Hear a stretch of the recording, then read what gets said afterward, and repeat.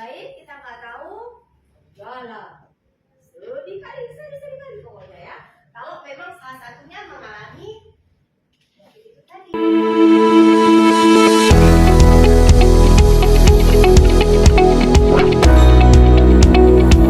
Kan itu tidak boleh. Ya, belum ada komitmen, belum ada perjanjian nggak boleh. Jadi yang sinis tadi, yang kontrol tadi, yang macam-macam kita dapatkan udah lepas seperti itu aja. Cuman yang kami wanti-wanti berobat. Obat tersedia di puskesmas. Kan mudah kali. Makanya sekarang HDP akan diberikan kesempatan berobat bebas, yang bebas mendapatkan dan gratis. Ya. Dan kemudian konseling dan tata laksana sesuai hasil temuan medis dapat secara individu dan tindak lanjut koordinasi dengan pemegang program terkait. Tadi kalau sama pengamen juga itu udah hadiah, makanya angka bertambah terus, gak ada penurunan. Karena kenapa? Sudah dikembangkan lagi, berkeluarga menghasilkan lagi, berkeluarga menghasilkan lagi. Setidak-tidaknya kita sudah tahu ada HIV dan AIDS, kita tidak melanjutkan untuk anak kita susui. Apabila si istri atau kita nanti berbuat yatim, setidak-tidaknya pengobatan kondom dulu. Tetapi yang namanya kita sudah tak boleh kasih tahu ya, sudah lah mau diapain? Sedih nggak? Sedih nggak saya tanya pada calon laki dan perempuan ini? Sedih ya? Sedih. Ujung-ujungnya yang korban siapa? Kita perempuan. Ujung-ujungnya kita perempuan yang korban. Makanya saya wanti-wanti, ayo gitu. Kembali kepada diri masing-masing. Ayo jujur. Dan dijodohkan kan kita nggak pernah tahu, betul nggak ya perempuan ini?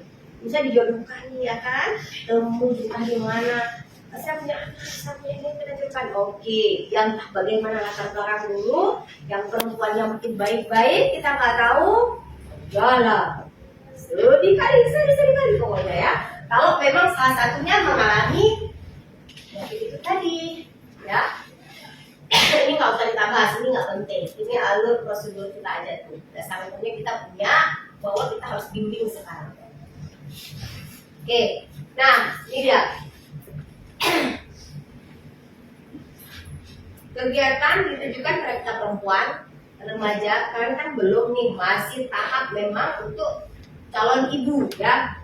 Kalau remaja, sekarang nih remaja kalian dulu berpengaruh terhadap sekarang di saat kalian hamil. Dulu waktu remaja, malas makan, jelek ini itu sekarang sangat berpengaruh terhadap kehamilan yang kalian persiapkan. Contoh sering anemia, sering pusing, betul enggak? Oh, itu baru sekarang. Makanya waktu dalam 2 atau 3 atau 1 bulan ini kalian persiapkan, wajib ada sunat. Dulu waktu remaja seharusnya kita akan dapat tablet SF itu seminggu sekali sebulan atau 4 kali. Tapi ya begitu saja terlewatkan. Akhirnya sekarang efek dampak kalian di saat kalian akan melanjutkan perkawinan, keturunan dan kehamilan. Makanya saya wanti-wanti sekali yang perempuan ini, laksanakan apa yang saya anjurkan. Kalau remaja kalian nanti tahu bagaimana ya, HB-nya gimana, dapat nggak tablet FD-nya, ya itu tadi. Kemudian sekarang dalam pengantin mempersiapkan kalian menjalani kehamilan, persalinan sehat serta memperoleh bayi yang sehat. Itu wajib, tidak ada sunat, karena kesempatan untuk kita menjadi seorang ibu semenjak kita hamil, persiapkan dari sekarang. Itu sekarang masih bisa dikoreksi dan diperbaiki kalau memang kita dapatkan masalah.